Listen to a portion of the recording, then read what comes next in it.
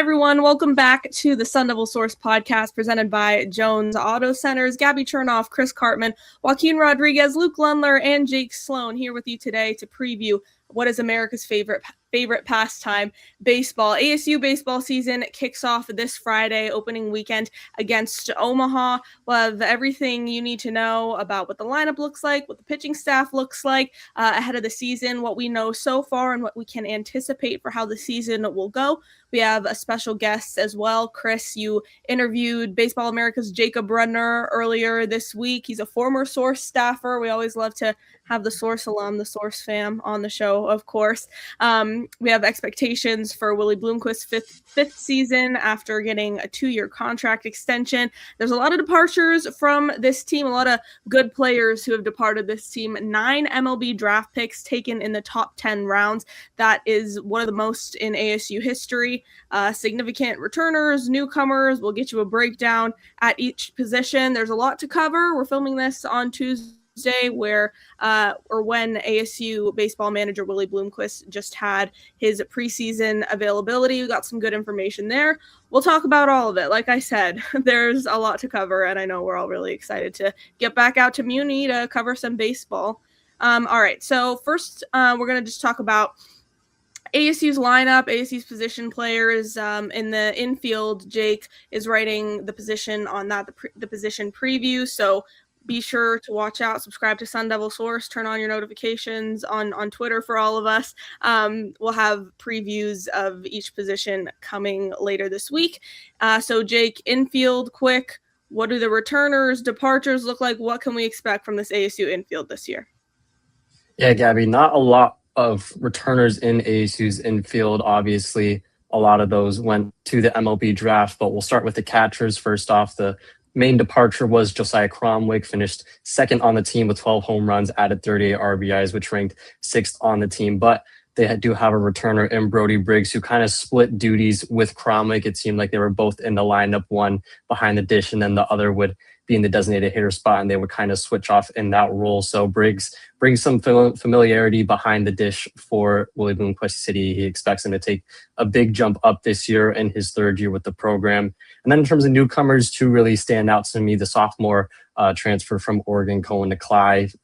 Josiah Cromwig was also an Oregon transfer, so kind of keeping that Oregon bloodline running through ASU. Nicolai is a true freshman, didn't play in a ton of games, only had 8 starts, but he had a .242 average and 4 home runs. And with Oregon making the tournament last year, Nicolai kind of has a little bit knowledge of what it takes to get to the tournament and was a part of that team and that playoff experience and that atmosphere, which ASU was also a part of last year. So he kind of brings that to the table. And then a big freshman that kind of stands out behind the dish as well is Cooper Klauser, an Arizona native, went to Corona del Sol, the same high school as Cole Carlone. But the biggest thing is his arm behind the dish, throws 83 miles an hour at the 2024 National Showcase, which ranked in the 98th percentile. So as a catcher that can really help mow down runners trying to steal second base, that home to second throw at 83 miles an hour can be a big use and a big tool for him there. And then on offense, mainly a contact hitter, not a big power hitter.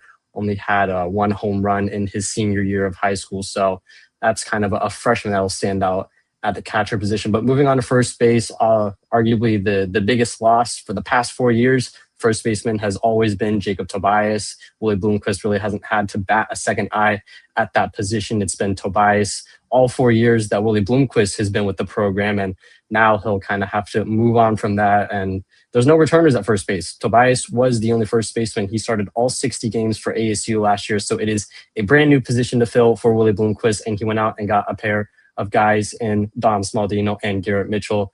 Smaldino came over from Cal. He is a junior this year. He led Cal last year with 48 RBIs, second in the team with 11 home runs, and kind of showed off a bit of that power in their fall ball series with GCU, where he had a moonshot in their first game of this series to kind of show to Bloomquist and the rest of the staff and his teammates a bit of a glimpse of the power that he displayed with the Golden Bears for the past 2 years. And Mitchell, a bit more of a wild card, coming off a torn ACL last year with the Virginia Tech Hokies. So he's coming off that injury, rehabbed most of the summer, didn't get to play any summer ball because of that, but he did get to participate as a designated hitter in fall ball with the Sun Devils. So they got a glimpse of the overall talent and what he can do. He's a big contact hitter, not a whole lot of power like Smaldino. So depending on where he is with his overall health and his injury, talked to him today and he said he's feeling 100%. He's ready to go.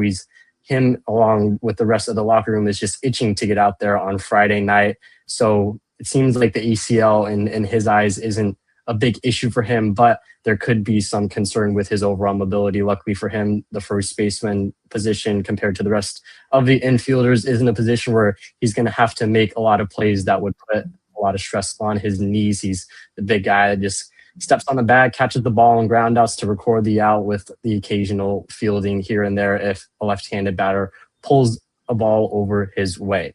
And then on second base, moving along to the middle of the infield, ASU loses Kyle Walker, who was their leadoff hitter last year, as reliable as it gets at the top of the order and was a great glove as well, had a lot of speed, led the team in stolen bases. So a big loss for Willie Bloomquist and his staff there.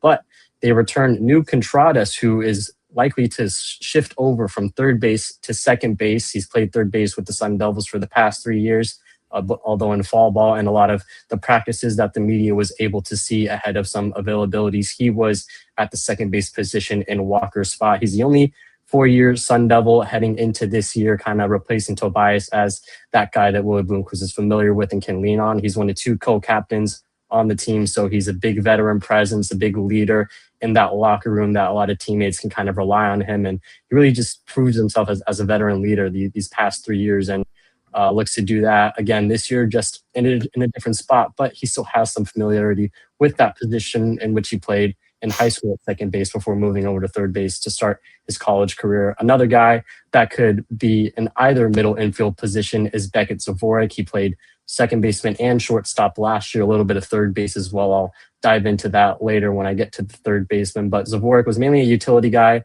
his freshman year last year, but he had to sit out for about a month in March and early April due to a sprained ankle and just used the rest of the season to work his way back to that position. But he's another guy that could kind of be a midweek starter to help take some of the pressure off of Contradas. And then diving into the youth a little bit more, freshman Brendan Lewis played shortstop all throughout high school, but Bloomquist said he has that ability to switch between either one of those positions. He was a dual threat in high school as well, 1.20 ERA and a 20-6 record as a starting pitcher. So we could also possibly see him in the bullpen because of that dual threat ability that he has. And he was also a 2025 California All-State first team member just up north of Arizona. Then moving on to third base, like I said, Beckett Zavorik could slide into third base if needed with Contradas moving from third to second. Contradas played 57 games. The 3 games that he missed was ASU's NCAA tournament debut under head coach Willie Bloomquist. He broke his hand just before the tournament, so in his place was Beckett Zavorik for 2 games, and then Jax Ryan for the final game where ASU was eliminated in the NCAA tournament. But Beckett Zavorik is a very athletic and expendable guy in the infield. He can play third, short, or second wherever Bloomquist needs him. He can be a guy that can slide in. But I think the starter will be Austin Rolig, the Utah transfer, was a freshman for the Utes last year, made the Big 12 preseason team this year as a Sun Devil after being an honorable mention and making the all-freshman team a year ago. A big contact bat, not a lot of power, but in a place like Phoenix Municipal Stadium, it seems that the contact bats can sometimes turn into power bats with how often the ball carries on those long fly balls. So Rolig's a big guy who can step into that hot corner with Contradas sliding over to second. And he didn't make the Big 12 preseason team for no reason. He's going to be a guy that Bloomquist feels like he can rely on. And that's my prediction to start at third. But in terms of shortstop, the final infield position, they lost their most reliable bat, and Matt King led the team with a 403 average, was the Big 12 newcomer of the year, and was just a really reliable guy, rarely struck out, had great plate discipline. So that middle infield duo of Walker and King that was serving Willie Bloomquist and ASU so well last year, they will be without this year. But like I said, Zavorik is a returner that could slide into that position, but I think it'll be the junior PJ Moutsaridis, another Cal transfer, joining Smaldino as kind of a dynamic duo even. When we talked to Don Smaldino today, he said the two were roommates. They kind of have that built-in chemistry after playing at Cal for the last 2 years. And Mutsouridis led the Golden Bears with 10 stolen bases, so that's maybe some speed that ASU can kind of gain after losing a guy like Kyle Walker, who led the team in stolen bases, and he's another good contact hitter that can just be a reliable bat, maybe in the middle to the lower half of the batting lineup. And then another newcomer is freshman Finn Leach. May not get as many opportunities as Mutsouridis, could be a midweek guy, but he hit 433 in his senior year of high school, and he's just a young guy that could be a midweek slot and give Mutsouridis a couple days off.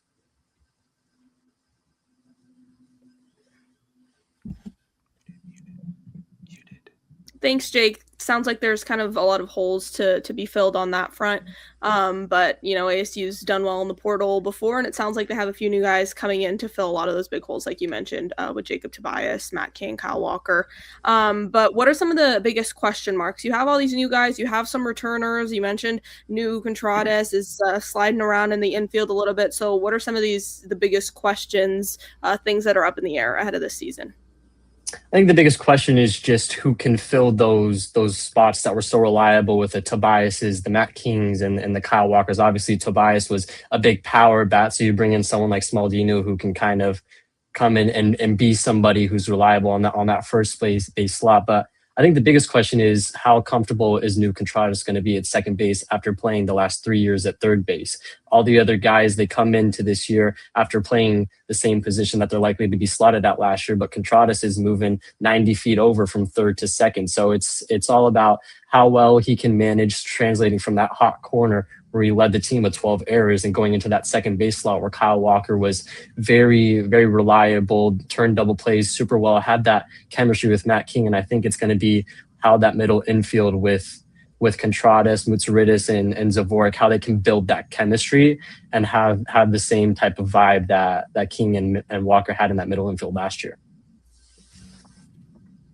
Well, we got to hear from some of those guys pretty extensively today at the preseason media availability. So, we were all kind of bouncing around, talking to different players, both on the pitching side and then the position players as well. And there was kind of a lot to be heard there.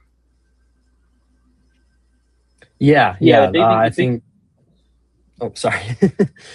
The big thing for me, outside of the fact that they lost Matt King and Kyle Walker, both seasoned college baseball veterans who produced a lot, produced stolen bases, stolen runs. The big thing for me is the leadership of New Contradas. ASU brought in multiple transfers this year. Like we said, they lost 9 guys to the MLB draft in the top 10 rounds. So the fact that New Contradas, along with Sean Fitzpatrick, are both the first ever dual captains under a Willie Bloomquist ASU team. I think a lot of players have spoken about it. Cole Klecker about how New Contradas kind of brought the team together. They hang out every weekend. They spend 6 to 7 days a week together. They have one off day every week. But New Contradas said how even on that off day, they're still together, hanging out, bonding as a team, growing as a team. I think that really stuck out because of how many new faces are on this team. So the fact that New Contradas, despite being moved from his usual position of third base all the way to second base, still taking that leadership role and being the leader of this clubhouse, that really stuck out to me because every player, when asked, how do you feel like this team has blended? How do you think they've molded together? Every player gives credit to New Contradas and Sean Fitzpatrick and how they brought the team together. Yeah, I think the middle of the infield is definitely where all eyes are going to be. But I, for one, am certainly interested to see how this first base position shakes out, especially with the departure of Tobias. By no means did Jacob Tobias have, I think, what a lot of ASU fans and coaches would say was a Jacob Tobias season last year. A guy who had come to be one of the most consistent and reliable hitters and home run hitters under Bloomquist. So much so Bloomquist said, we would never take him out of the 4 slot in his lineup. Had a couple of slumps last season and really wasn't the offensive engine that he had been in years past. And so now you bring in these transfers and these newcomers to take a position that has just been so steady and has just been such a keystone of ASU's offense for so many years. Because even when Tobias wasn't having the season that people might have expected from him or anticipated from him, everybody still looked at him, saw him as a leader and as a guy who they will go how he goes. So I'm really intrigued to see what Smaldino can do over at first base and how that whole battle will break out in that corner. And also what they're going to get out of Beckett Zavorik this season. Kind of a gadget guy last year, and it seems like he didn't really, at least in the offseason, step into with both feet a starting role and may be used in a similar-ish gadget way this season. Bloomquist today, when we talked to him, was very kind of non-confrontational about how he was going to use Zavorik. Said he could play at a bunch of positions, said how much they liked him, but how they're still trying to figure out how he best fits. So I think how he will be utilized will be very interesting, especially because this ASU lost so much base running last year and so much steals. And, Jake talked about it. Guys could just swipe a bag whenever last season. This year, they have to be a little bit more strategic. Well, Zavorik was one of those guys that kind of swipe a bag whenever. So how he is utilized on the base pass, especially late in games, will be interesting. Yeah, my feeling is the good news and bad news are intertwined. You have a coaching staff that did a really great job last year at adding transfers that had a huge impact. I didn't expect that King and Walker would be as good as they were, but kudos to Bloomquist and his staff for what they were able to do there. The downside to that is that developmentally, there's not a lot in terms of firepower at the plate or in the field to replace those guys. And so they're having to lean in heavily to be able to accomplish that again via the transfer portal. That's a positive thing because they've done a very good job with their transfer evaluations. But now, oh, wait, you have to do it again, and you have to do it at a very high level because you're replacing multiple high draft picks who performed really well both in the field and at the plate. So this is really a test of the eye from an evaluation standpoint in Bloomquist to not miss on some of these players that you brought in. Because if you only miss on one or two of these guys that have been outlined, okay, now you're having to rely on youngsters, or maybe you have to move somebody a bat into the field, into the infield, or something else. Like you have to move Hairston or something. And I don't think that's not preferable. So there's a very high threshold that needs to be met for ASU to not have a drop-off defensively or with their hitting, given how much is lost in what they acquired via the transfer portal. And so much of how they're going to perform this season outside of pitching, which we'll get into later, is going to come down to how good that their evaluations were.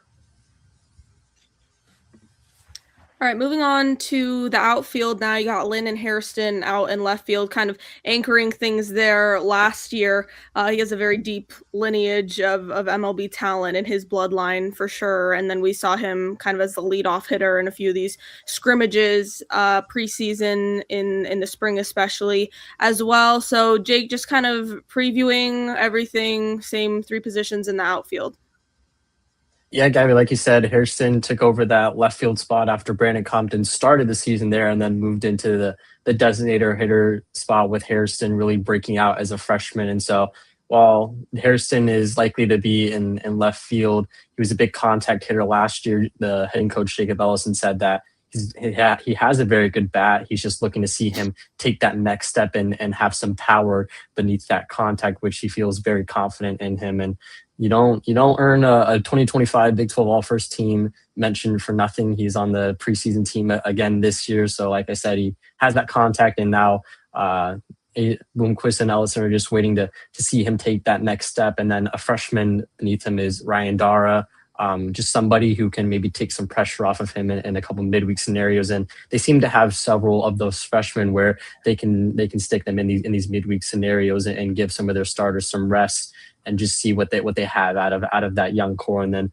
moving into center field, arguably the biggest loss is Isaiah Jackson. Led the team with 18 home runs, was such a big defensive glove for them. And so that's a big replacement out in the outfield. But they did a great job in the portal in terms of outfielders, bringing in Dean Toigo, the 2025 Mountain West Co-Player of the Year with UNLV, 18 homers as well, which would have tied Jackson for the lead on the team last year. And his 75 RBIs surpassed Jackson's 68 last year. So he's a big contact hitter. And when I talked to him today about being able to hit in a stadium like Muni more often than not, he kind of laughed and said it's a dream come true to be able to play in a ballpark where the ball carries so well. Maybe not as well in February as in April, but he just talked about how excited he was to be able to be in a place like this. And every player and coach that I've talked to about Dean, it just feels like he's a big locker room guy.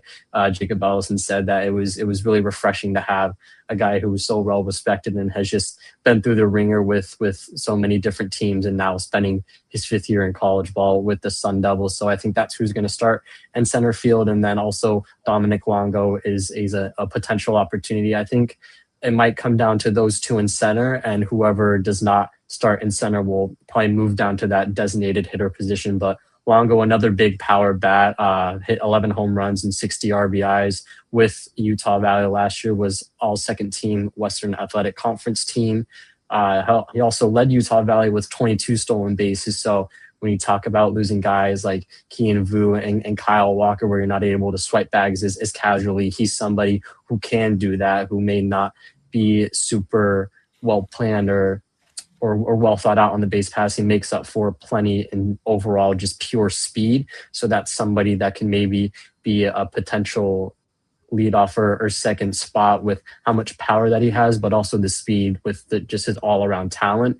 And then another guy is Jackson Durst, incoming freshman. Willie Bloomquist said he might be the best defensive glove they have in the outfield, which leads me to believe Bloomquist will try to get Durst out there as often as possible to show off that glove and just overall talent in the outfield. But then going into right field, like I talked about, losing Kian Vu, who had so much power, but also so much speed with 22 stolen bases, was a really big loss to them out in right field. But they went out and got Matt Polk from Vanderbilt, such a storied program. Although Polk redshirted his senior year last year, he hit .316 with 5 home runs in his junior year 2 years ago. So he comes from a program like Vanderbilt where he experienced what it takes to be a team to make the NCAA tournament and make runs to Omaha so often that Vanderbilt does. And he just kind of has the knowledge of what kind of culture that breeds that kind of success. So that's a big get in terms of just personality and culture for Willie Bloomquist. Maybe not as much on the talent side with him just being a big contact hitter and not as much power behind his back. But another freshman, Sam Myers, could slide somewhere in the outfield, maybe in right field. He's played a plethora of positions throughout his high school and prep baseball career. So he's just another guy that could see a couple games, maybe pinch run here and there. And then one more outfielder, Kai McGarry, a returner, was a big utility guy. Didn't see a whole lot of time in the batter's box, was mainly used as a pinch runner last year, but could still be in that same role, if not an even bigger role. And then, like I said, with the designated hitters, I think it'll come down to Toigo and Longo and maybe even the catcher, Cohen Clyde, just depending on what Bloomquist feels like he wants to get from those certain players. With how crowded his lineup is this year, it's kind of like having good problems where you have so many good players and just not enough slots on the batting lineup that the designated hitter position and the center fielder could be different on any given night with how much talent they have out there. I think the biggest question for this group is how they can replace the glove of Isaiah Jackson. I alluded to it, arguably their best defender in the outfield and in the infield, just their best glove overall. Had the #1 SportsCenter top 10 play with his home run robbery at UCLA a couple of years ago. That really put it on display with how long his strides were, with how tall he was and how much ground he could cover. That's a big loss for them in center field, which leads me to believe why they could put Durst out there a couple of times. But I think someone like Dominic Longo, with how much speed he has, is a reason that Bloomquist could put him in center field and Toigo in that designated hitter position. But I think with how much talent is out there, and when you have someone like Landon Harrison, who seems a lot more mature now as a sophomore than in his first year last year, with how much he learned from all the veterans and kind of bringing those lessons into this year and teaching them to his teammates around him. Well, they made a whole shirt about Isaiah Jackson's home run robbery there at UCLA, so he had to be good, right? But Dean Toigo, like you mentioned, one of the most anticipated players that people are looking to watch on this ASU baseball team after the season he had last year at UNLV. We were able to talk to him a little bit today too. So what are your guys' thoughts on just him? He's kind of the one everybody is very excited to see this season, and then the rest of the outfield as well. Yeah, the two things that stick out to me the most are A, the development of Landon Hairston. Losing 3 guys in the outfield in Brandon Compton, Isaiah Jackson, and Keenan Vu.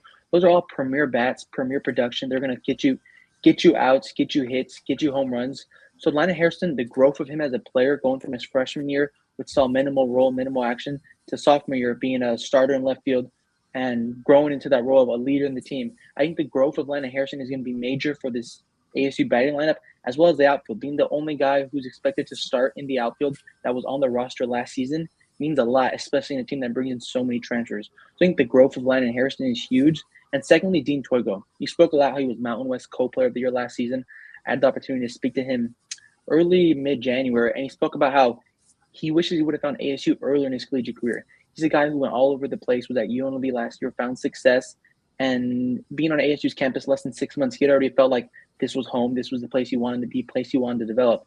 That's all great, but if you don't produce, it's kind of hard to keep you in that lineup day in and day out if you're not producing the way you were at that lower level in the Mountain West. So I think the growth of Landon Hairston going into that second year at ASU and Dean Toigo being what ASU and Willie Bloomquist probably expect him to be at the plate are the two key things to look out for in that outfield.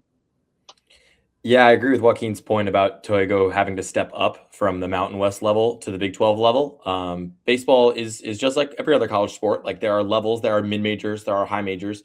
And for a guy like Toigo, who was so good last season at UNLV, again, in a hitter-friendly park, I think that's important to note. But he's going from one hitter-friendly park to the next. So it's not like he's suddenly taking this huge step back in terms of resources and what he plays with.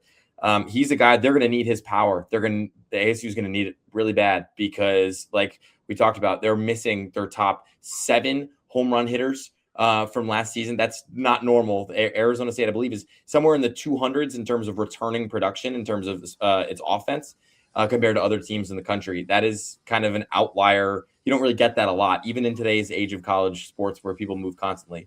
So for Toigo to really step up and be that power bat that Sun Devils need is going to be a really important part. And just talking about Hairston, I mean, Willie Bloomquist called him Ryan Campos after 2 weeks. Like, you know how good you have to be for Willie Bloomquist to compare you to Ryan Campos after you being in the lineup for 2 weeks? I mean, this is a guy who hit 333 last season as a freshman in a power conference after being so good at Castile in high school. He kind of embodies this movement that Bloomquist is trying to embark on of keeping all the great in-state talent in-state. So for him to take that next step and really plant himself firmly on MLB watch lists and draft boards could be huge for the Sun Devils' potential success down the road this season. Yeah, I just want to underline the point that Jake made about how good of a defensive player Isaiah Jackson really is and was for the Sun Devils. I don't know that I've ever seen a better center fielder in my time covering ASU. And then his improvement at the plate was something to behold last year, to where he became a force, and he's also one of the top base stealers. I think that defense gets lost in the mix a little bit too much in college baseball.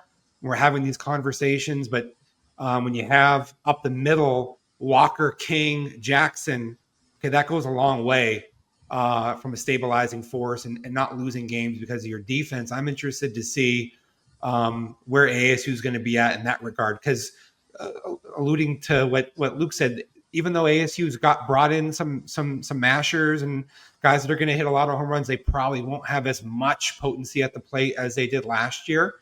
So then how are they going to make that up? They may not have as much base stealing. How are they going to make that up? But you're going to have to play really well defensively in all likelihood, unless some of these guys are able to perform at a level even better than we're anticipating.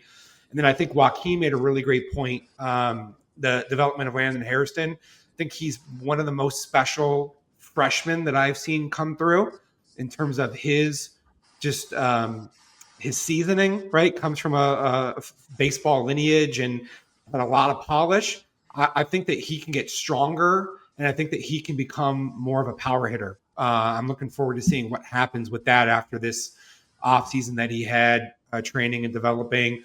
If that comes along, then ASU could have one of the premier outfields in terms of its big long ball capability, especially playing at Muni, which is such a hitter-friendly park. Well, we don't have the opening day lineup quite yet, and it was kind of looking like there for a while that we were going to have ASU's opening weekend rotation either, but Willie Bloomquist did play spoiler, I guess, on that front.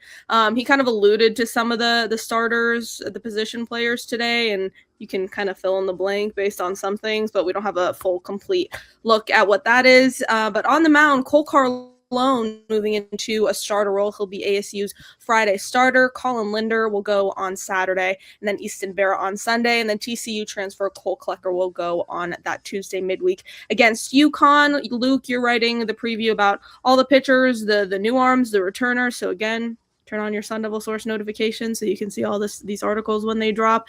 So Luke, what can you tell us about some of these arms for ASU and what it could look like moving forward?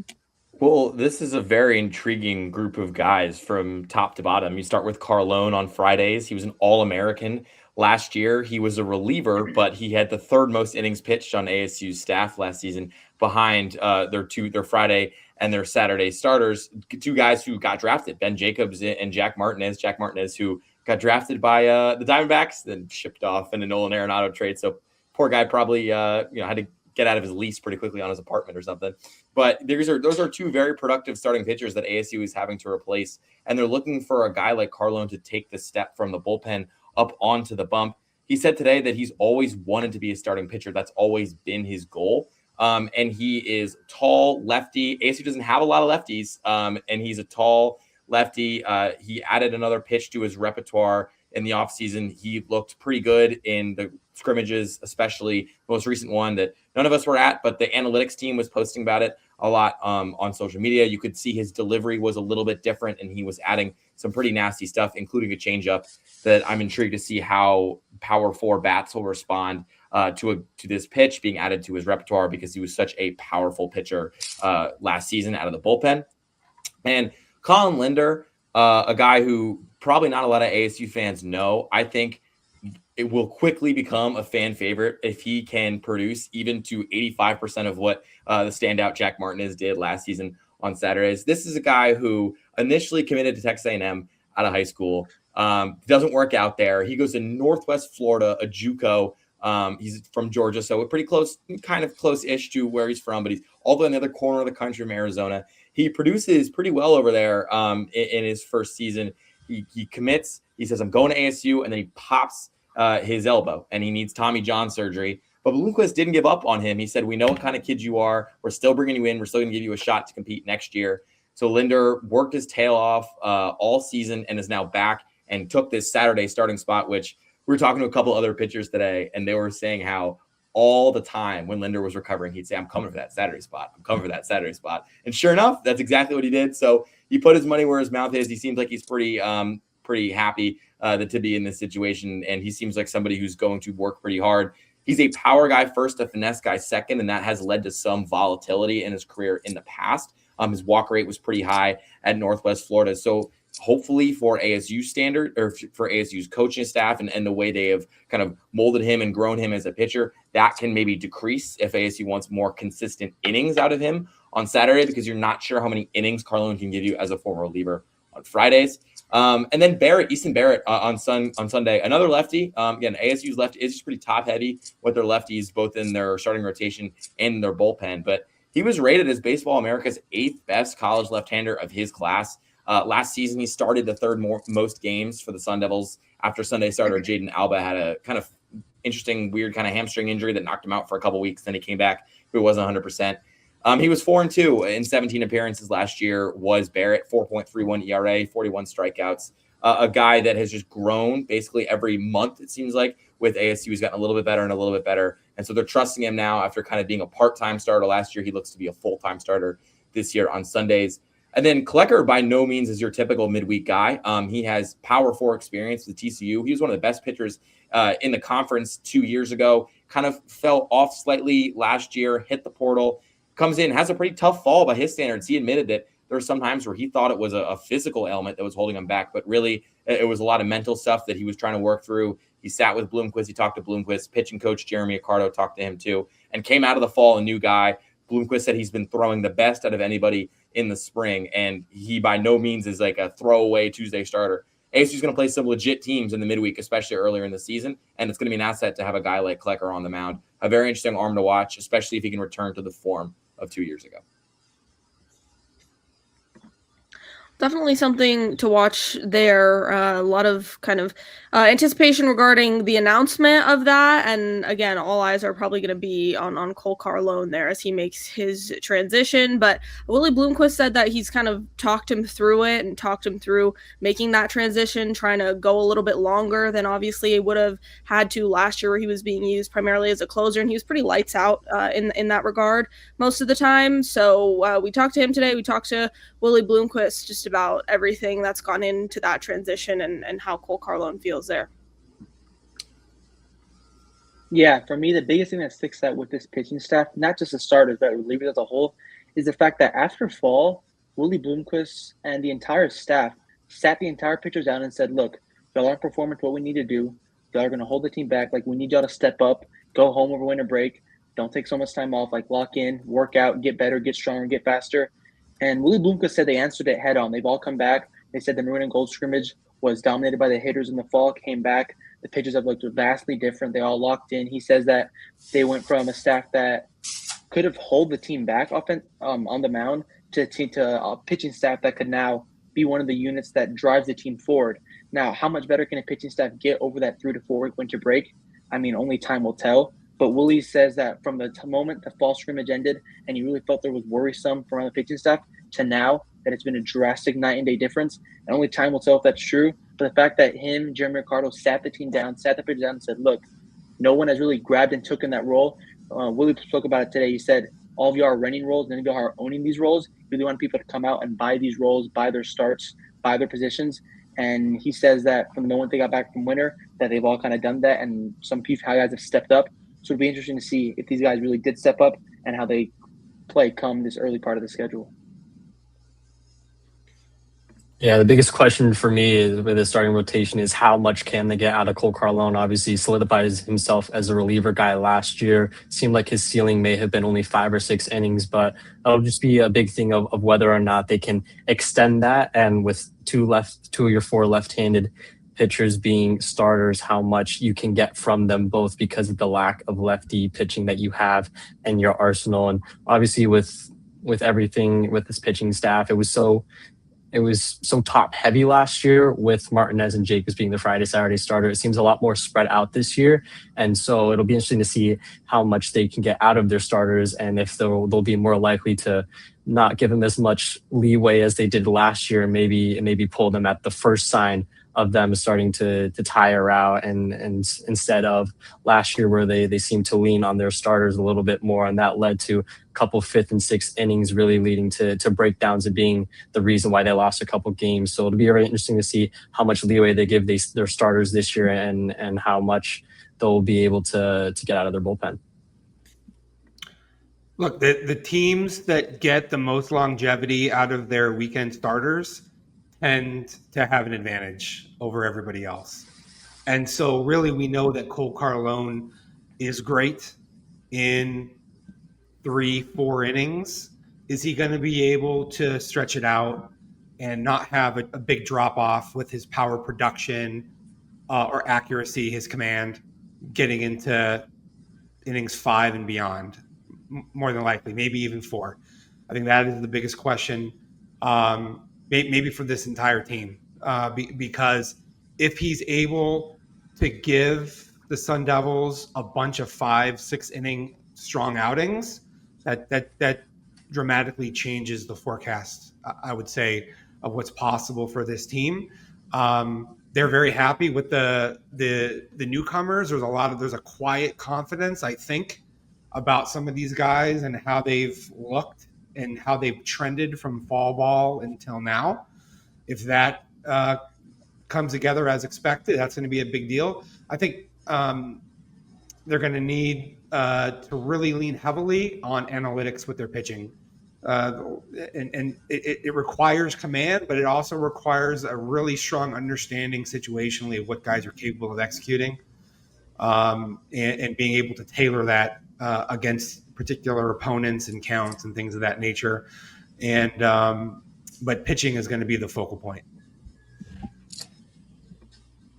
Well, yeah, Chris, to your point, if they can get more out of those bullpen arms, if their starters can go 5-6 innings consistently, that's obviously going to keep everybody fresh, and they'll have that bullpen rotation being able to just stay fresh and give them the breaks that they need to really keep those arms where they need to be. So to that point, I mean, we got a little bit of insight from Willie Bloomquist today about who's going to probably consistently or maybe just for this weekend come in relief for Carlone on Friday. So Luke, what can you tell us about the bullpen roles, the talent on that front, and what it could look like this year? Yeah, so we talked a lot about in the hitting segment about guys they brought in and how good they were at their previous schools. Alex Overbay was a tremendous closer at UNLV last season. He led the team in saves. He was one of the best relief pitchers in the Mountain West. But Bloomquist said today that he's going to piggyback off Carlone on Friday, and then also kind of declined to detail if that would be a trend moving forward or more a one-game strategy kind of situation. Because Bloomquist first mentioned this piggybacking thing a couple weeks ago. About an idea about try to figure out who these starters are. But for Overbay to be the guy was certainly intriguing and raised some eyebrows, only because he was so good as a closer last season. But he's always been a two-pitch guy. So, again, leaning into those analytics, using the pitching lab, Bloomquist said they have seemingly unlocked a third pitch within Overbay's arsenal that they want him to be utilizing, and they think that can increase his longevity and stretch out the number of hitters that he can face, because guys aren't seeing the same things over and over and over again and can't time up and get used to what they're getting from him. So somebody who I was fully anticipating probably being ASU's closer is now going to piggyback off of its starter on Friday, which sets up an interesting rest of the bullpen.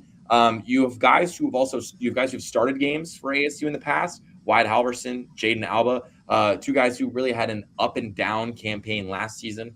Halverson's from the area, a local kid, and he had a really great outing against Cal State Fullerton, struck out a bevy of guys and really not a lot of innings, but then also struggled with consistency for the rest of the season. I mean, had one of the highest ERAs on the team, but 7.48 last season across 21 innings. And a guy in Jaden Alba who was basically couldn't go almost say lights out for the first 3 Sundays he started last season before really starting to slow down once the weather warmed up and the ball probably started to carry a little bit more in Muni. And then he suffered a leg injury that kept him out for a couple of weeks, seemingly rushed that back a little bit and just kind of threw his whole season to the wayside a little bit. So those are two long relievers that could potentially be piggyback options if it extends beyond just Friday for Bloomquist's squad, because like I mentioned in the starter section, these guys, they have on paper, they have these tools, but they are slightly unproven for how they will operate within the confines of Muni. So I'm sure piggybacking will be an option, because there's a bunch of guys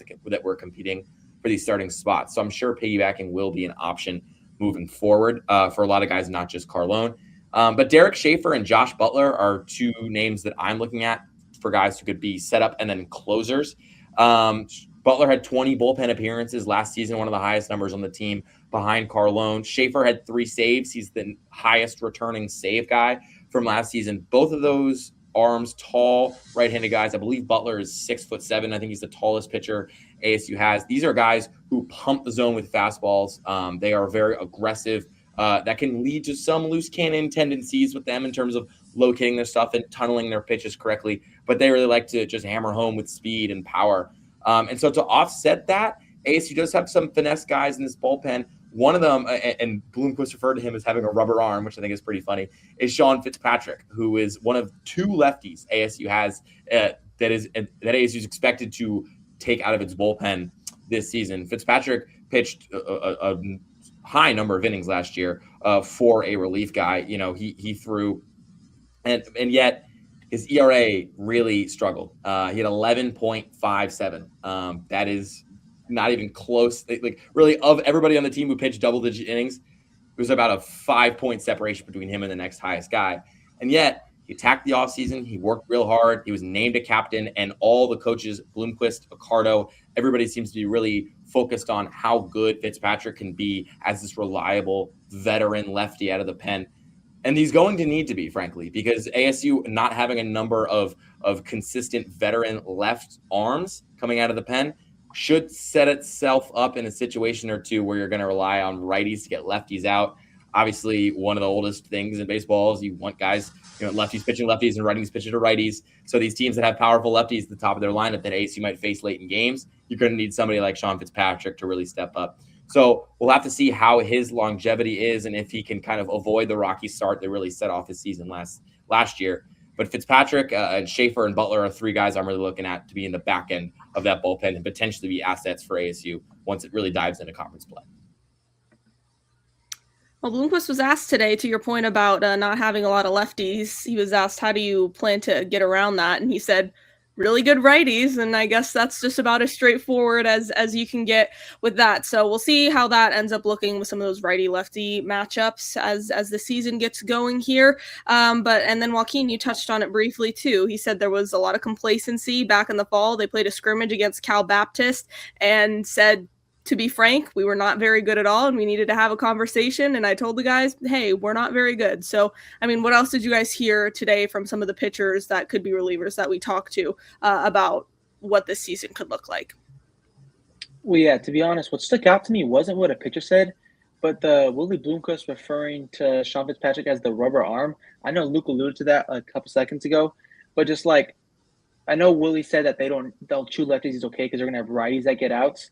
But the fact of the matter is when you get to those late May baseball regional games, timely hitting is a huge part of what teams go on runs are able to do.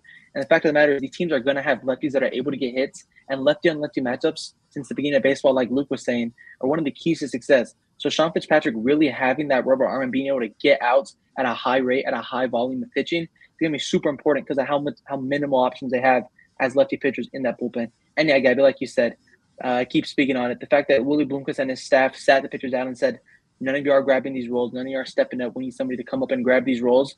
Yeah, we have guys step up for that Friday, Saturday, Sunday, and midweek starter role. Willie Bloomquist hasn't really said these guys who are going to step up in these bullpen roles, closer roles. Cole Carlone was that guy last year. He's obviously starting now. So it'll be really interesting to see what guys step up into that role of being lights out closer late in games in big moments. Yeah, just kind of echoing what these two guys are saying, the lack of southpaws on the roster is definitely a bit concerning, especially when Sean Fitzpatrick is the guy you're going to lean on with that 11 ERA last season. It seemed like he got rattled in one of the first series of the season against Minnesota, and it was just downhill after that. So that'll definitely be a big talking point. But also, like Luke said, the big three of righties in the bullpen with Wyatt Halverson, Josh Butler, and Jaden Alba are definitely really big to look out on. Halverson, like Luke said, 13 strikeouts in 5 innings in a midweek matchup his freshman year against Cal State Fullerton. Didn't have the same production last year, but I think he's going to try to get back to that freshman form where he was a high velocity guy with a lot of strikeouts, but he also left a lot of those fastballs in the zone. So it was almost like a strikeout or bust mentality with him giving up a couple home runs and getting burned on those pitches. So with him and Butler both placing top 10 in ERA in the Cape Cod League this summer, and Schaefer being a top 20 guy, those are definitely some big guys to look out for. Schaefer, coming over from Tennessee last year, had that championship pedigree when Tennessee won the national championship his freshman year. He's a big velocity guy, can get his fastball into that mid-90 range, could be a potential closer. We saw with that team high 3 saves last year. But with the lack of southpaws, Willie Bloomquist is going to rely on his right-handed pitchers a lot. And also with Easton Barrett and Cole Carlone starting, he's going to try to get every last bit of innings out of them as possible. Because in late games, when you're facing those big lefties at the top of the order where you need an out, the righty on lefty matchup doesn't necessarily favor you. It favors the batter maybe a little more. So with really leaning on those right-handed batters, he's going to have to ride Carlone and Barrett as long as he can into the weekend. All right, well, Chris had to duck out of here really quick, probably off to go break some crazy football news or something, because that's what he's always doing. But we're going to take a quick break hear from our presenting sponsor, Jones Auto Centers, and then we'll come back to an interview that Chris did earlier this week with Baseball America's Jacob Rudner, again, another Sun Devil Source alum, very knowledgeable about everything happening really in the college baseball scene. And then this interview did take place before Willie Bloomquist announced his starting rotation. So just to contextualize that a little bit, some things from that interview may not be fully up to speed with everything that we know now, but we'll hear from Jones Auto Centers and then send it to Chris and Jacob. For over 60 years, the Glenn Jones name has been recognized for integrity and honesty. And the Jones Auto Center's in Wickenburg. Jones Ford Verde Valley. Take a nice country drive out to Buckeye. When you're talking about Arizona's best, you're talking about the Jones Auto Group. It's quick, fast, strong. I want to invite you to visit our new facility in Casa Grande and enjoy our country-style way of doing business. We're the Joneses. Welcome back to the Sun Devil Source podcast presented by Jones Auto Centers. Very special guest today. We teased it earlier in the podcast. Jacob Rudner, Baseball America. He's a national college reporter, former Sun Devil Source staff writer. A lot of people probably know that. Very rare for me to say that somebody knows more than me about an ASU sport. But I'm going to go ahead and give this one to Jacob on ASU baseball. So super excited to have him with us. How are you doing, Jacob? I'm doing well. It's crazy to be back on the podcast and to hear you admit that I know more than you about ASU baseball. But no, this is really cool.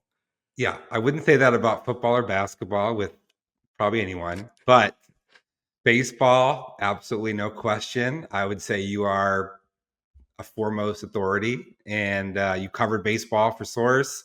Tell me about, before we even start about this team, tell people about like your journey from, because you worked for the 24/7 Sports with me, covering Florida, and then you ended up at Baseball America. How did that happen?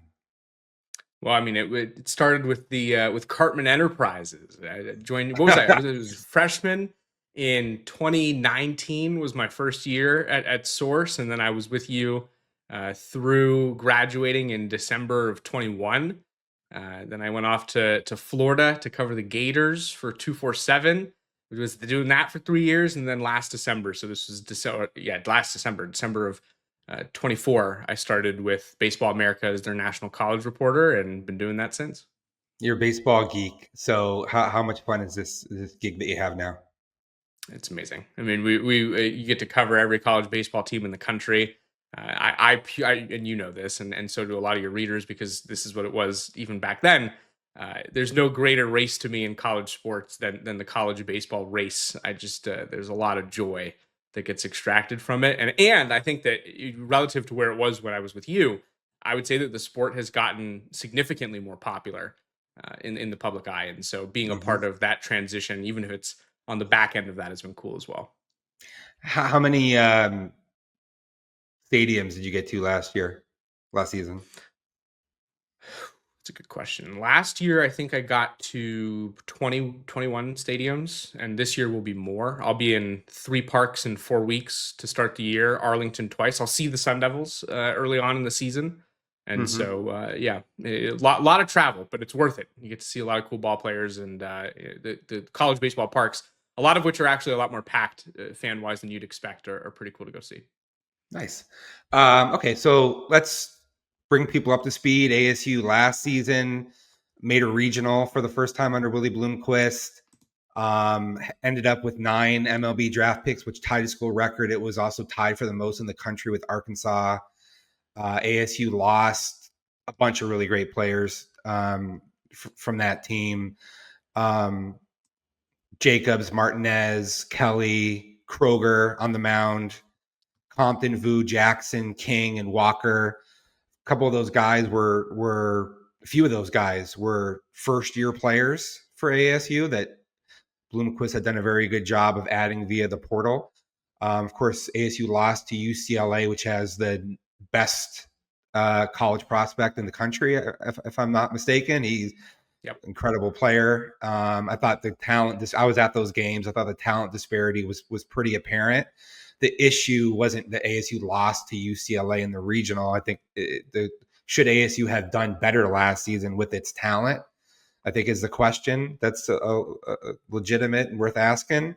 What do you think about how ASU did last season and all the talent that was on that roster? For a while, I felt like ASU was trending in the right direction. I think you could fairly say that up until the last 10-ish games of the regular season, it felt as though ASU had done enough to firmly secure a tournament spot, which is not something that it had done previously under Willie Bloomquist. We knew one of the big themes going into 2025 was if ASU doesn't make a regional again, we should expect a change at the top of the program. It was already the longest tournament drought in program history. And so last year was a decision year. The last 10 games of the season really put ASU's resume into doubt. There were some forecasts that we did over at Baseball America in our projected field of 64 where we felt as though ASU was probably just on the wrong side of the cut line. Ultimately, that ended up working in their favor because there were some losses elsewhere that did ASU some favors. But that slip towards the end of the season put its postseason spot in jeopardy, and they were a bubble team. And that was well below the expectation. That was one of the most talented teams in the country. I think I texted you before the season started and said, man, this ASU team is really loaded with guys who have a professional future, who should be able to be contributors right now in college. And I don't know, even before that colder stretch at the end of the season, that we really saw that from ASU. It felt like a middling team when it had the potential and the talent to be very good and to probably compete at the top of a Big 12 that was and still is rather wide open. So do you think that the team underperformed last year, like to be on the cut line, and what, for what reasons, if so? I mean, I think that the thing that you said about talent exported via the draft is huge. ASU tied Arkansas for the most players selected in the top 10 rounds in the country last year. So you're talking about a team that had as much draft talent as a team that pushed to the last out of the College World Series semifinal. They were a dropped fly ball away from beating LSU and taking their spot against Coastal Carolina in the national championship. Arkansas probably wins that series if it's able to win just one more game. That says a lot to me. I think that ASU had one of the more experienced rotations in the country last year with Ben Jacobs and Jack Martinez.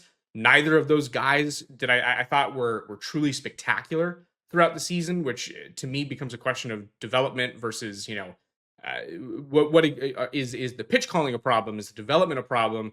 I didn't think that they were as shiny on the mound as they probably should have been. And then I also think that overall results wise, there was no reason a team with this amount of talent couldn't compete with a Kansas or a West Virginia, both of which had great seasons last year. And we expect to be very good again. I thought ASU was as or more talented than all of them. So to me, ASU had a roster that should have contended for the regular season and conference tournament championships. And instead, it had a season that resulted in a 3 seed in one of the hardest regionals in the country and another regional round exit. I thought ASU had super regional at least potential last season. So is this team on paper comparable at all to that from a talent standpoint? How would you assess how much that they lost and how they replaced that from in the portal and with any prominent freshmen who may be able to make an impact? I think this team's different, which is really important. I don't think it's necessarily less talented. I think that it's talented in a different way. Last year, ASU had a lot of draft talent. You read off those names: Brandon Compton, Ben Jacobs, Lucas Kelly, Isaiah Jackson, Jack Martinez, Kyle Walker, Kean Vu, Will Koger, and Matt King. All of those guys were top 10 round draft picks. All of them were contributing level players. Do I think ASU will match that total in this year's draft? No, and we don't expect that at all. I think ASU has some great draft talent, especially in this year. Cole Carlone, who we'll talk about more in a second here, is one of those guys. But the talent this year for Arizona State comes more from the transfer portal, which I think was a wise decision by this coaching staff. They have a better college floor, in my opinion, with this roster. And that's guys like Cole Klecker, who we didn't necessarily view as an outstanding draft prospect. Last year, he ranked number 342 for us on our pre-draft top 500. Is he going to be somebody who goes out and is productive for ASU? I think there's a chance. His health has been a problem in the past, and I think that the stuff is maybe a little bit lighter than what was expected when he first got to college. But that's somebody who has experience. He did it in the Big 12 at TCU, and I think that ASU adds an effective pitcher in Klecker. PJ Mutsaritis from Cal, Dominic Smaldino from Cal, Dean Toigo from UNLV. Those guys are kind of the ones who I have circled on my roster card when I look at ASU. And I think these are the guys who have to be great for them to have a chance. And I think that they should be. They're proven college contributors. Each of them brings something different to the table. And I think that this is a roster that should be really competitive with the teams in the Big 12, several of which are built very similarly. So it's an experienced transfer-heavy roster that brings back important pieces. Carlone, Hairston are the ones who stand out to me the most, but that combination should allow this group to be competitive again. You mentioned some pitchers there. ASU, of course, lost its Friday and Saturday starters. Both of those guys, they were top 10 draft picks, top 10 rounds. And then you mentioned Klecker, Carlone. So Willie Bloomquist has intentionally not declared starters yet, which is a little bit interesting, especially with Carlone being so prominent. I think a lot of people just assumed after last year with what they were losing that Carlone would move up into the weekend rotation. But that may or may not happen now. So, like, what's your sense of their pitching situation overall with the Klecker addition? Anybody else that was brought in? How much they lost? People understand, I think, generally that pitching has been probably their biggest drawback. It's not; they've had plenty of potency at the plate under Willie Bloomquist, but the pitching hasn't delivered to the same degree. And they play in a hitter's ballpark, and there's other factors and money and whatnot. But where do you think this pitching staff is at now?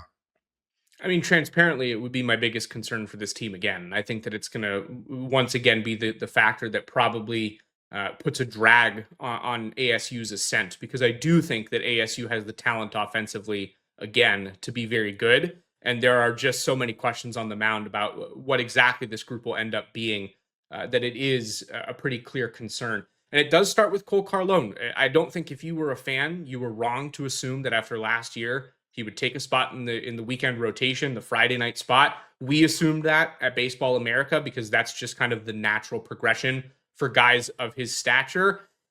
It's not a guarantee at all, and I would honestly go as far as to say that I would say it's more likely he's a reliever this year for the majority of his appearances than he is a starter. I think that Carlone is probably the kind of pitcher who will, despite having outstanding stuff, some of the best stuff in this draft class, especially for a left-handed pitcher, he may just be better suited to come in and be a 1-inning, 2-inning fireman at the end of games and have that kind of reliever's psycho mentality, and it just doesn't translate to the rotation. That doesn't mean he's not useful. I think that he ends up being an extremely impactful player in that role, but it's obviously not having a top starting pitcher in the country. It's not the same thing. He'll throw fewer innings. It's not as prominent just a role from a status standpoint. It will impact his draft stock. And so those are things that I think are concerns. Why isn't Cole Carlone ready for a starting spot? Is it simply because of who he is, as a person? And trust me, there are a lot of guys in baseball right now, especially, who are like that, who are going to sell out for their best stuff, who just can't do it in a starting role because it's not the same thing. And they'll always be best suited for a reliever spot. That's not to do with coaching, development. That's just who the player is. And that's entirely possible, with Cole Carlone. But you do have to ask, I think it's a fair question to wonder how exactly he's gotten on this path to being back into the bullpen as opposed to being a surefire starter. And then beyond that, like you said, there are questions. Is Cole Klecker going to be healthy enough? Last year, his season was delayed by an oblique injury. Didn't end up having a great year after he came back. It was like 18 innings, didn't miss a lot of bats. That's a weird profile to have to bet on, to be, a significant innings contributor at a high level. Then I looked down the list of transfers who they brought in. Brady Luke from Florida State is somebody who I think has an opportunity to start here, just given who isn't going to start. I saw Alex Overbay at UNLV, and I think that he's, a solid option to be able to put on the mound, but he wasn't terribly effective last year at UNLV as a reliever. So we're talking about guys who are going to have to make a rather considerable jump in their performance if they're going to move into ASU's rotation and be successful, because a lot of the players who I just named, A, have not been full-time starters before, but B, were not terribly effective relievers in the past either. So ASU has some discovering to do on the talent side. It's not something that's, unheard of in the Big 12. Oklahoma State has kind of made a living out of effectively having 6 starters to open the year and then narrowing that list down to the best 3 guys that you've got. They've done it forever under Josh Holiday, and for the most part, it's worked. But it is a riskier approach, and you need to have a lot of talent to be able to pull that off. So ASU's in a weird spot. I think that will be a major question throughout this year as to how they're going to pitch. Okay, what about their returning pitchers who were less prominent, like the Halversons and Schaefer's of the world, Butler? Like, like, what do you think about? They got Jaden Alba. Like, what do you think about some of these guys? Like, are they? Most of those guys, I think, were sophomores last year. So, is it already kind of baked what they are, or are those? Do you see guys that have the ability to take a big step? I think that they are all guys who have the opportunity to take a step. I don't know that I'd go as far as to say a big step, and I'll tell you this. I think that in baseball right now, we're living in the era where it's probably easiest to dramatically change a pitcher over the course of an offseason. There are proven paths to more velocity. The introduction of as much technology that exists on college campuses, which in some cases is even more than players have access to with their respective minor league teams. You're able to pitch design really easily.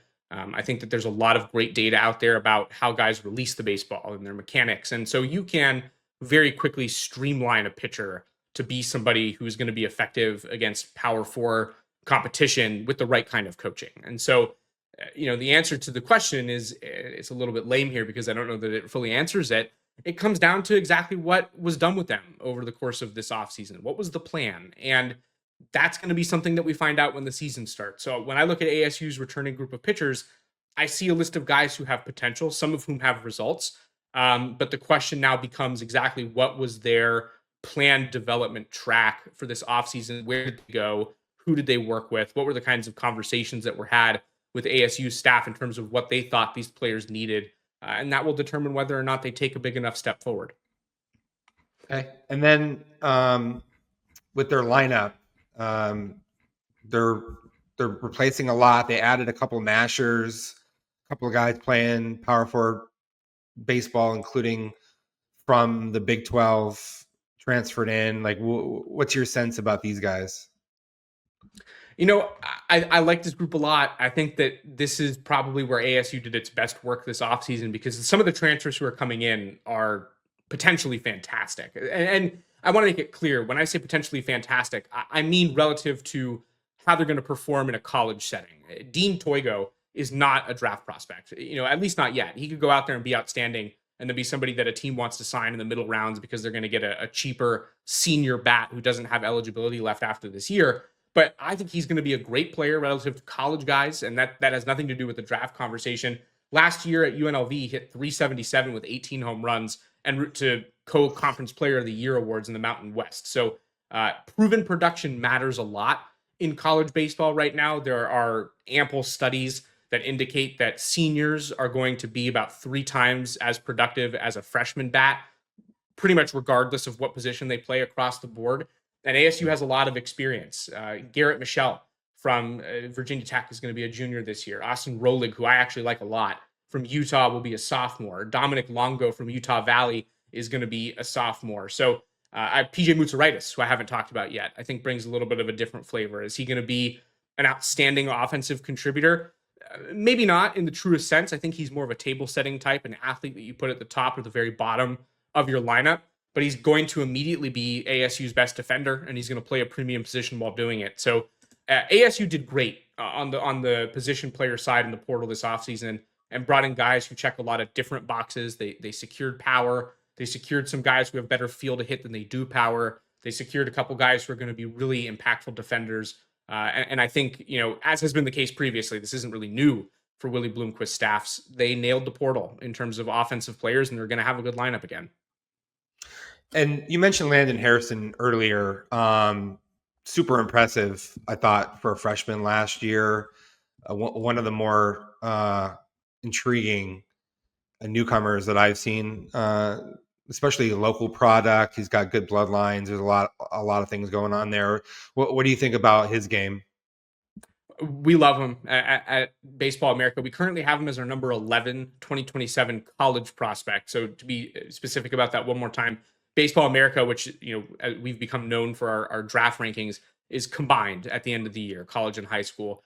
We don't yet combine the draft class that's 2 classes out, so it's a separate high school and college list. As the 11th best player on the college list, he'll still end up being well inside the top 30, which means that we project him as a first-round pick in 2027.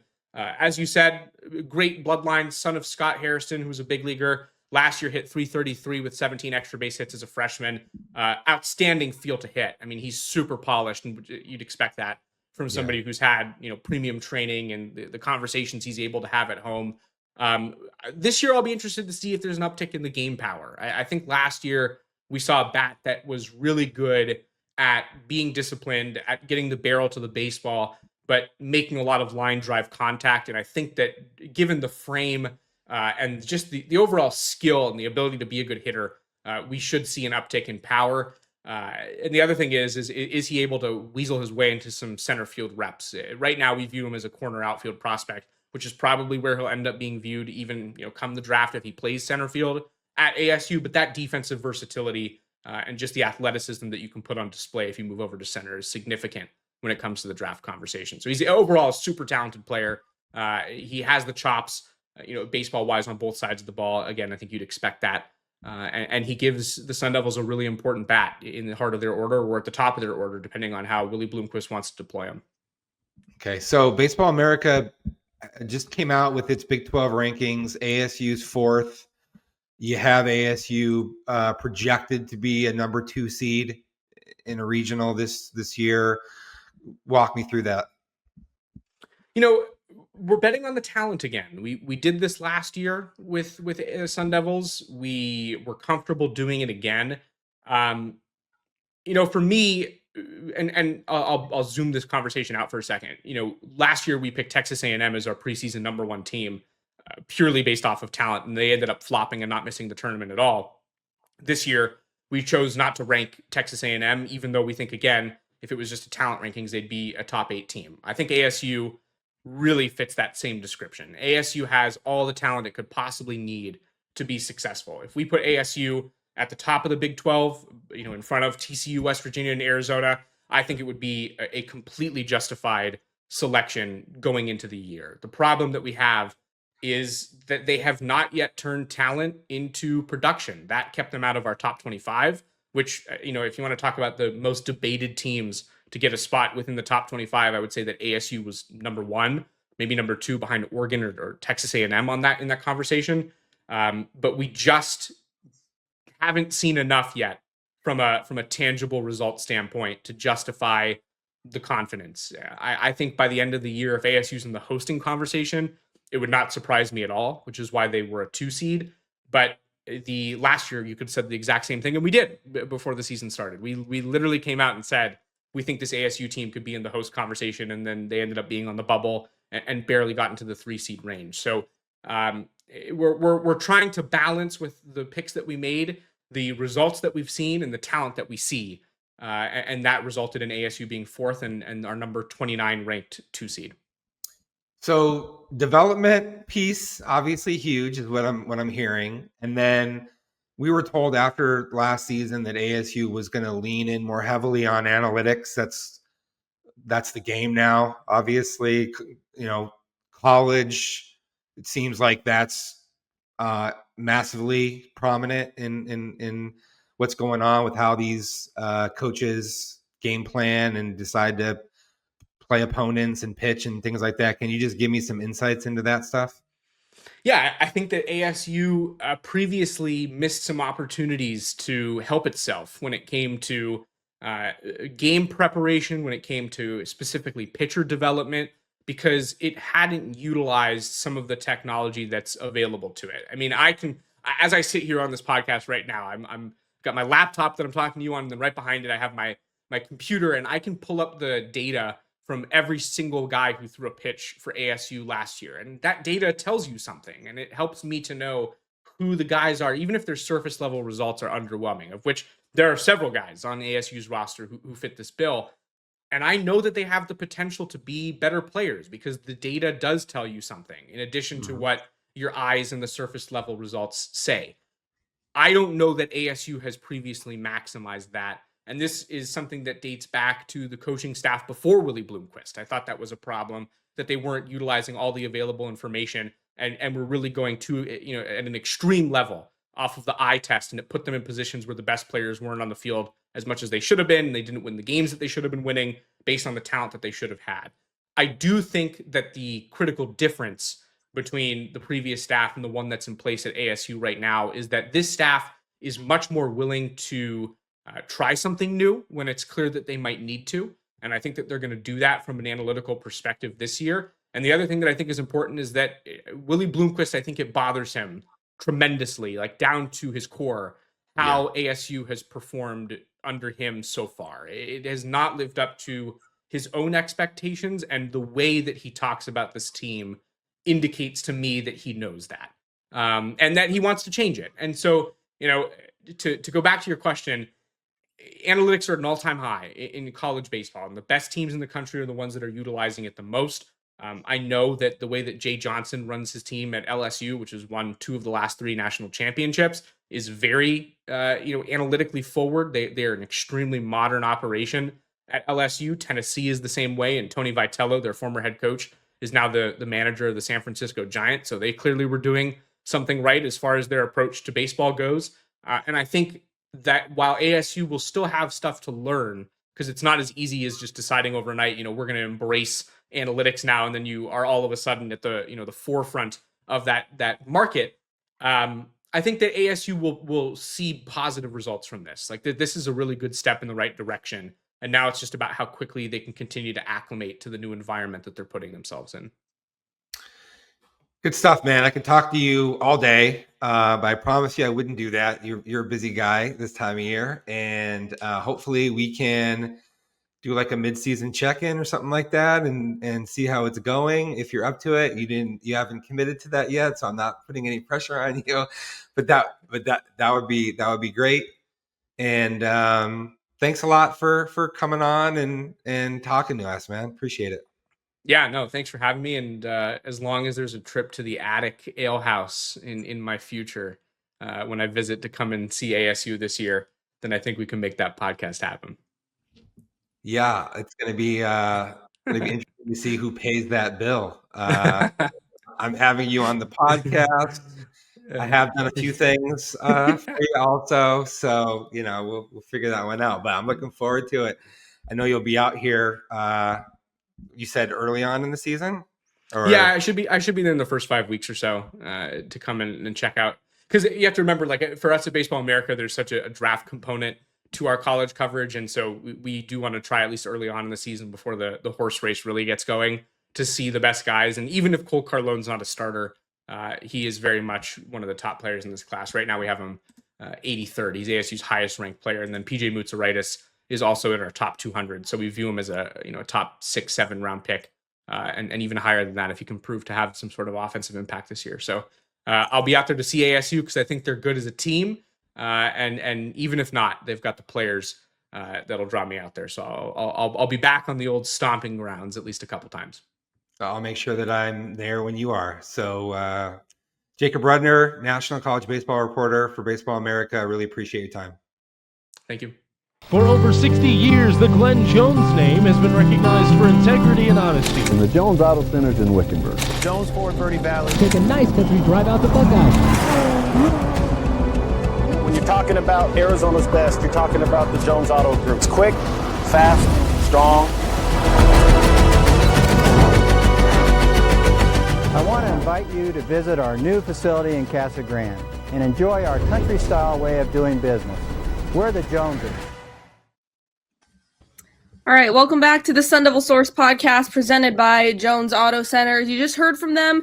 They're a couple of outdated ASU football players in that ad and a few in our intro as well. I promise I will have that updated by the time spring football rolls around.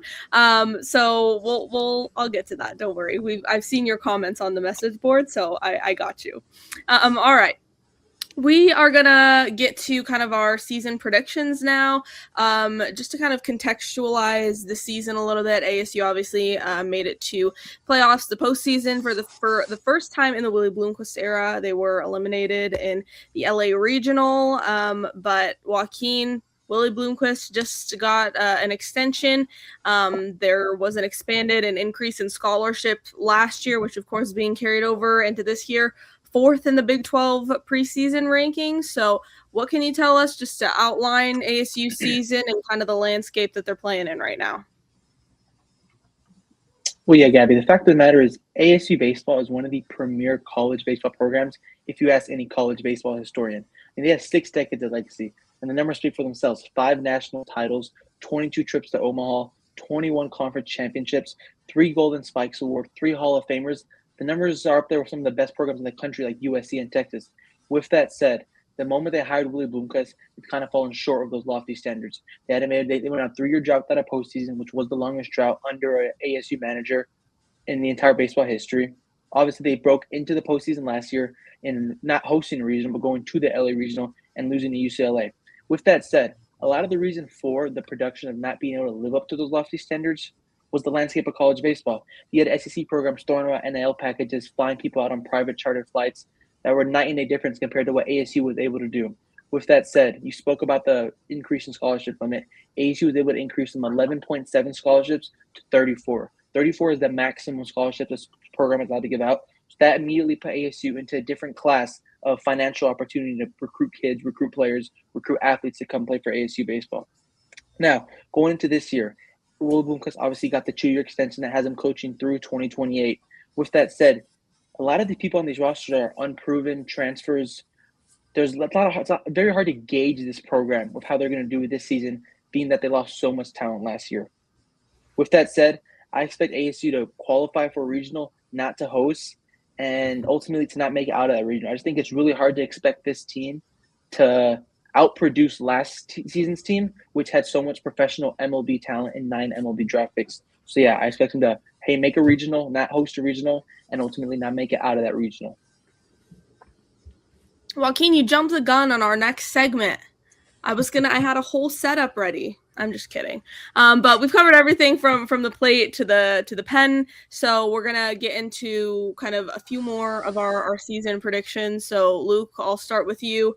What do you think the trajectory of this ASU's team is, especially in comparison to how it did last year? Look, ASU this year is not the ASU it was last year. It's not good at the same things it was good at last year. It's not bad at the same thing it was bad at last year. Different names, different faces, guys playing different positions. I mean, New Quadratus is switching positions. Like, everything is different. One of the things that's very consistent is Willie Bloomquist is still there, got his extension, finally made the postseason. And I think that for the longest time, the problem with ASU has kind of been the pitching has not lived up to the prowess of the hitting. I think this year it might be the other way around that holds this team back. The pitching is obviously very unproven in terms of what guys can do at ASU or what guys might be able to do in their specific roles. But talent-wise, top to bottom, this pitching staff, even after a rough fall, is one of the most talented pitching staffs since ASU, basically, since the drought era basically began, where ASU didn't make it for those years, finally made it last year. This pitching staff, I mean, Carlone is more than likely going to get drafted in the top 5 rounds unless he blows up this season to play in an MLB farm system and maybe be a pitcher in the MLB one day. I mean, this guy has professional stuff that he put on full display last year, an All-American. This year he's going to be the Friday starter. His ability to hold on to his role and play well within his role will be crucial. The bats, the lineup, it's a bunch of new guys, a bunch of new faces in a new place, and they lost so much of their power hitting production that I'm a little bit wary of. Even though Muni is small, I'm wary of their power hitting stepping up to where it was last year. Ultimately, I think that the culture that is being built at ASU, especially with them making the postseason last year, and Dom Smaldino had a really, really interesting quote today when we talked. He said, "I've been on good teams, I've been on bad teams. Only good teams have the kind of camaraderie that we do in this clubhouse." And I think that quote should carry some weight. I think that's a meaningful thing that he said. And so I think that ASU will make the postseason. I do not think it will host a regional. I think it will get out of a regional. I think it will basically do what it failed to do last season and get out of a regional and then get cleaned up in the super regional. But I do think ASU's squad, and I know I predicted the football team to do things that it did not even come close to doing. So I'm worried about being too optimistic in these predictions. But it's okay, we all did. I think that ASU, based on the fact that their strengths are a little bit different than last year, their weaknesses are a little bit different than last year, and Bloomquist is still there. Culture is clearly laying a very important foundation that a bunch of newcomers see it in themselves. Just like Joaquin said, Toigo said he wished he had found this place earlier. This place feels like home already.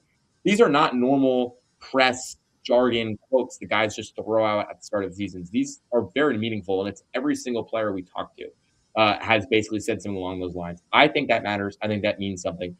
Fourth in the Big 12 is about where I would predict them to finish. I think they're going to be a 2 or 3 seed, but I think they have the pitching to close out a good team twice. To basically get out of a regional, you got to beat a good team twice. I think ASU has the pitching to close out a good team twice because last season their starting pitching was great, top heavy, and then kind of faltered after that. I think ASU has enough quality arms that it will make quality starters out of ASU getting out of a regional, losing the super regional. One crazy bold prediction: Landon Harrison is an All-American. I don't know if that's crazy or bold. I think this guy is going to take a power step forward. He's going to have to if this team's going to reach the expectations I just set for it. I think Landon Harrison is going to be an All-American. All right, Jake. Yeah, my overall feel on the season is kind of similar to Luke's. On paper, last year's team looked a lot better with the overall power and how top heavy they were, and with the struggles they had on the pitching side. I think it might be flipped around this year. I think the pitching is very deep. It could change with the Friday, Saturday, Sunday starter from opening night to a couple weeks come conference play, a couple months down the road. But I think that this team is unproven, and a bunch of players said it today. They're playing with a bit of a chip on their shoulder, and I think that's where they want to be. Willie Bloomquist had something that stood out to me today, and I don't know if this was him just saying it or if it is true, but he said that we've been a good clubhouse a majority of the time, but this clubhouse feels different. And I don't know if that's him just saying it because he's the manager, but with what Dean Toigo has said, how he wished he found this place sooner, with just the overall energy from the players that we talked to today, it does feel much different than last year when they made a regional. So I have them making a super regional as well, potentially being a 2 seed. I don't think they're at the level where they'll host a regional, but I think last year they kind of got put in an odd situation where they went to the UCLA regional, and the Bruins were a team who had just found their stride, went all the way to the College World Series and are the preseason number 1. And with ASU in their region, they just kind of got put in a bad spot. So I think this year, if they make a regional and are able to be in a region where there's a team that isn't at that level that would make it to the College World Series, they could make it out and get to a super.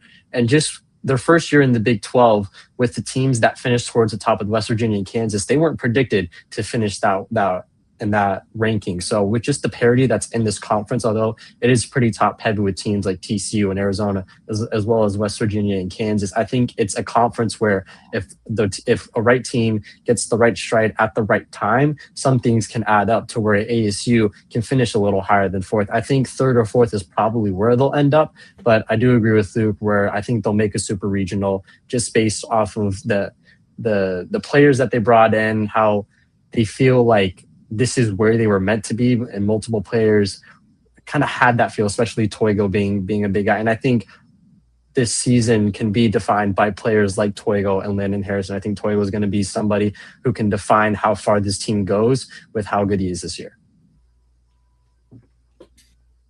All right, and then as I'm sure you can all see, and as I said, Chris had to step out for a second, but his prediction, he said that he thinks ASU will make it back to a regional, not host a regional, as a 2 or a 3 seed.